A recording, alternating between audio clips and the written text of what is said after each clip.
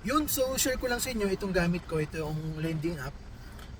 Ito gamit na gamit ko to kapag nasa-short tayo or medyo kailangan natin ng pera. Kasi sa panahon ngayon, napakahirap makahiram sa mga kakilala, kamag-anak, kapamilya.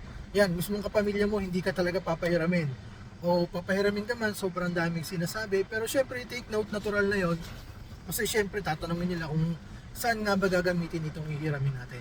Pero kung ayaw mo ng mga ganon, ayaw mo nahihiya ka mag-direct message, manghiram sa mga kakilala, kamag-anak, kapamilya. So, subukan mo, i-download mo tong app na to. Ito yung Tala lending app.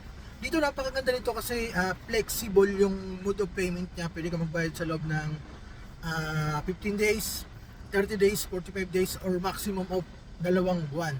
Then yung malupit dito, pwede ka dito makahiram ng worth 1,000, 5,000, 10,000. Then maximum niya is 25,000. Hindi ko alam na kung may maitataas pa sa 25,000 kasi yung sagad ko na nahiram dito is 25,000.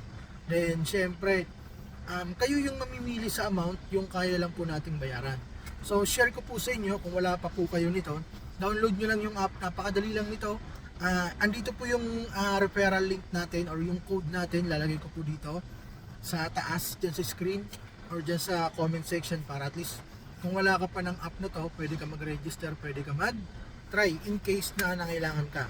Then tulad ng sinabi ko, yung kagandahan dito, yung advantage dito ay flexible yung mode of payment niya.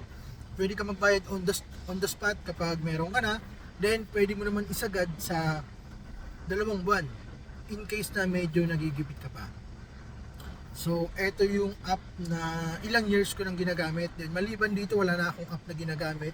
Siyempre, yung Maya, yan, isa rin yan, legit. Then, yung GCash. Yan, maliban dyan sa mga platform na yan. Then, ito nga, yung Tala Loan app. Ito lang yung mga highly recommended natin. Yung talagang on the spot, wala nang kung ano-ano pang mga hinahanap. Click-click ka lang, then on the spot, pasok na agad yung amount na hihiramin natin dito. So yun, download ko na nitong app na to.